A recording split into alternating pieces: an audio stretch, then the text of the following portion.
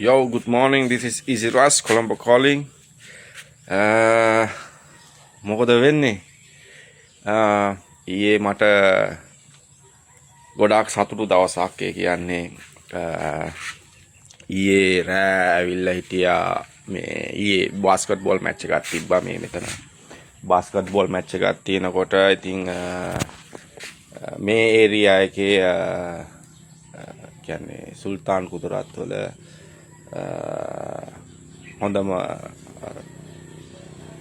Model ආවා ඉතින් celebrity කෙනෙකුත් ඉන්නවා ඒ ඇස්සේ ආවා ඉතින් ආවෙන්න පොලිසියෙන් ඇවිල්ලා හිටියා එතකොට මේ ඒරියා එකේ ප්‍රෙසිඩන්ට් ඇවිල්ලා හිටියා කියන්නේ ග්‍රාමසේවක වගේ ඩයල්ලක් ඇවිල්ලා හිටියා ඉතින් ග්‍රාමසේවක කියන්නේ පොඩ්ඩක් එයාට ලොකු මේකක් තියෙනවා ඉතින් එයා තමයි මේ ඒරියා එකේම ප්‍රධානියා ඉතින් ඌති ඇවිල්ලා කතා කරාට පස්සේ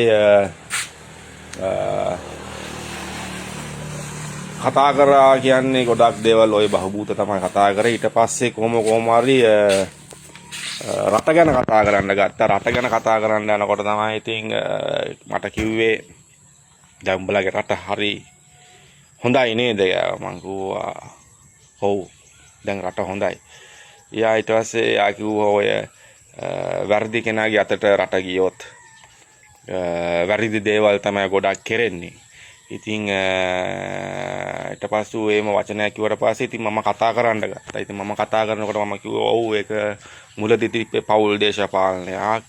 ඊට පස්සේ මම හිතන්නේ ඔය 2020න් පස්සේ ඔය ජනාධිපති කෙනෙක් රජතුමෙක් ඔය එළුවේ පළවෙනි රට තමයි ලංකාව. ඉතින් අපෙන් ඉගෙනගෙන තමයි අනිත් රටවලුත් ගොඩක් ඔය ඊට පස්සේ බංගලාදේශ, නේපාලේ මේ ඔය වෙනසුලියාවද මෙක්සිකෝ මම හිතන්නේ යුරෝපේ එතකොට ඔය එක රටවල් වල එලවන්න ගත්තේ අපි එලෙව්වට පස්සේ තමයි. ඉතින් පොඩක් ගැම්මෙන් කිව්වේ පොඩක් ආඩම්බරෙන් ගැම්මෙන් කිව්වේ වචන ටික. ඊටසු කියන ඔව් මේ මම දැන් නිවුස් වල දැක්කා මේ මොකද ඒගොල්ලන්ගේ කියන්නේ පිලිපීන් කියන්නේ ඉන්ටර්නැෂනල් නිවුස් එකේ කියලා කියනවා. ඉතින් ලංකාවේ ශ්‍රේණිගත කිරීම අනුව ලංකාව හොඳයි දැන් කියන්නේ ටුවරිස්ලාට හොඳයි උන් කියනවනේ. ඉතින් හොඳ අපේලා උන් කියනවා ටුවරිස්ලා ඉන්න රට. ඉතින් ඒක වෙන්න ඇති මූට ඒක ඇහිලා උන් කියලා තිනවා ශ්‍රී Lanka is always now on the TV ගානවා. ඉතින් මම මාර සතුටුයි මචං ඒක ඒ වගේ දෙයක් අර පිට කෙනෙක් එහෙම කියනවා නේද? පිට කෙනෙක් කියන්නේ අර තමන් වෙන රටකට ගිහිල්ලා ඒ රටේ මිනිහෙක් කියන්නේ ඔය සාමාන්‍ය මිනිහෙක් නෙමෙයි. ඉතින් ඒ රටේ පැත්තේ ප්‍රධාන පුද්ගලයෙක් මචං ඒ වගේ දෙයක් කිව්වම අර එන ගැම්ම දිනව නේද? එහෙම හිතා ගන්න බෑ ගැම්ම අර එමිනියා කියනකොට මගේ ඇඟේ අර හිරිගඩු ටික පිපෙනවා මචං. අඩෝ කියනවා නේද ලංකාව මේමයි කියලා. ඊට පස්සේ ඒක ඌ කියනවා ඉතින් ඌගේ කතාව ඇත්ත තමයි. ඌ කියන්නේ අර වැරදි කෙනාගේ අතට රට ගියොත් ඒ තමන් ගැන හිතන නිසා මොකද ඌ ඒ පොඩි කාලේ ඉඳන්ම හිතන්නේ තමන් ගැන විතරයි. ඉතින් තමන් ගැන හිතලා තමයි ඌ සල්ලිකාරයෙක් හරි මොකෙක් හරි වෙන්නේ. ඉතින් ඊට පස්සේ ඌ දේශපාලනයට ආවා නම් ඉතින් දේශපාලනයට ආවට පස්සේ ඉතින් එතනත් ඒ තමන් ගැන හිතලා තමන්ගේ අර ෆැමිලි එක ගැන හිතලා ඉතින් ඔය වගේ දේවල් වෙනවා. ඉතින් ඒක සාමාන්‍යමයි. ඒක සාමාන්‍ය. හැබැයි ඒක රජ පුටුවට ගියොත් ඒක සාමාන්‍ය දෙයක් නෙවෙයි. ඉතින් එහෙම කියනකොට මට මාර හැඟීමක් කියන්නේ ගැම්මක් ආවා මචං. මම ඉතින් ඌට කිව්වා ඔව්. ඉතින් මමත් ඉතින් පොඩ්ඩක් විස්තර දාලා කිව්වා. ඉතින් ඌ කියනවා දැන් ප්‍රෙසිඩන්ට් හොඳයි මොකද්ද ඌට නම ගියා ගන්නත් බෑ අපේ ප්‍රෙසිඩන්ට්ගේ. මං කියනවා ඔව් yeah you can call him short word like AKD. ඉතින් his full name is Anura Kumara Dissanayaka. I cannot pronounce because it's long name, but it's a farmer. It's a normal farmer. ඉතින් මම ඌට කිව්වා ඉතින්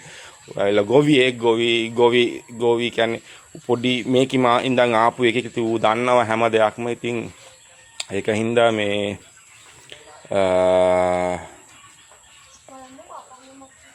ඒක හින්දා අපි ආඩම්බරයි ඒ වගේ කෙනෙක් ජනාධිපතිතුමේ ගැන ඕක මීට කලින් වෙන්න තිබ්බේ දෙයක්. ඉතින් දන්නේ නැද්ද ඉතින් ලංකාවේ මිනිස්සුන්ගේ ඔලු කටු ටික අපිට කෙලින් කරන්න බෑ.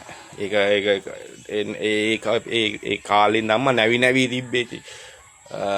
ඒක හින්දා තමයි යාසේ අර පොලිස් කාර්යයත් ඉතින් උත් ඉන්ට්‍රස්ට් එකෙන් ආගෙන හිටියේ. ඊට පස්සේ මම ටගල් ෆෝන් එක කරන් ෆොටෝ එක පෙන්නුවා මේ ඉන්නේ මෙයා තමයි අපේ ජනාධිපති කියලා. ඉතින් දැන් අහන්න ලැබෙනවා ලංකාව ගැන ප්ලස් පොයින්ට්ස් ටිකක්. ඒක පට්ට ගැම්ම මාර ගැම්මක් එන්නේ එම කියනකොට කියනවා ඉතින් ගොඩක් දේවල් කතා කරා. ඉතින් මට කොවලුවට එන්නේ නැහැ. මොකද ඒ වෙලාවේ අපිට පොඩි ඩ්‍රින්ක් එකක් ගන්න ගමන් කතා කරේ.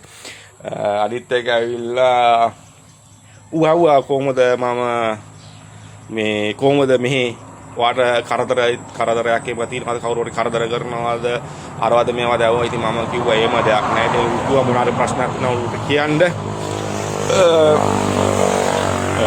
උට කියන්න අනිවාර්යෙන් කියන්න කියලා කිව්වා. ඉතින් මං කිව්වා එහෙම ප්‍රශ්න කරන්න කවුරුත් නැහැ. හැමෝම හොඳින් ඉන්නවා. හැම දෙයක්ම හොඳින් තියෙනවා. හැමෝම හොඳයි. ඉතින් කියන කිසිම දෙයක් හංගන්න එපා. මොනාරි දෙයක් තියෙනවනම් මට කියන්න කියලා ඌ ප්‍රෙසිඩන්ට් කිව්වා. ඒ ආස්සේ පොලිස් කාර්යය තිනා වෙවි. ඔව් ඌටත් කියන්න. මං කිව්වා එහෙම කිය හැමෝටම ඉන්න බෑනේ.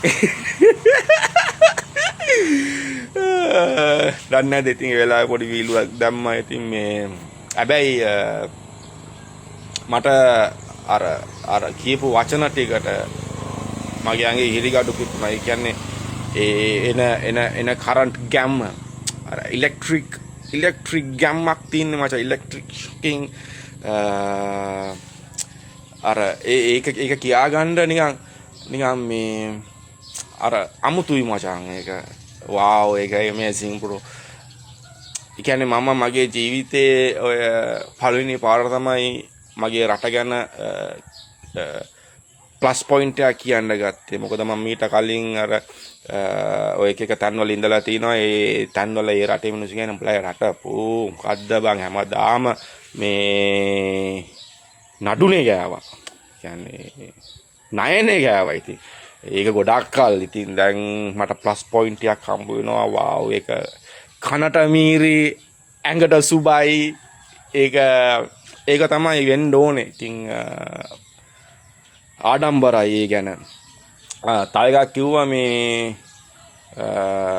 මම හිතන්නේ ඇතරම මේම දෙයක් තියෙනවා. ඉතින් මට හිතන විදිය මම දන්න මේ නිවුස් යන විදියට මට හිතන විදියට මේ දැන් ලෝකේ වැඩිම පාර්ලිමේන්තුවේ හිටපු ඉන්න මන්ත්‍රීලා වැඩි හරියක් අප පිට ඉන්න එකම රට ඇවිල්ලා ලංකාව.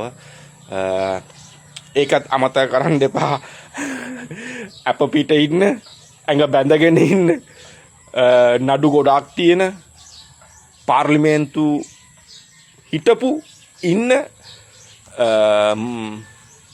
රට තමයි ලංකාව. ඉතින් ඒකත් පට්ට ආඩම්බරයි. මොකද දැන් නීති හරියට ක්‍රියාත්මක වෙන හින්දා ගොඩාක් අය ඇතුළට යනවා. ඉතින් ඒ ගැන පට්ට හැඟීමක් තියෙන මචං. ඩෑම්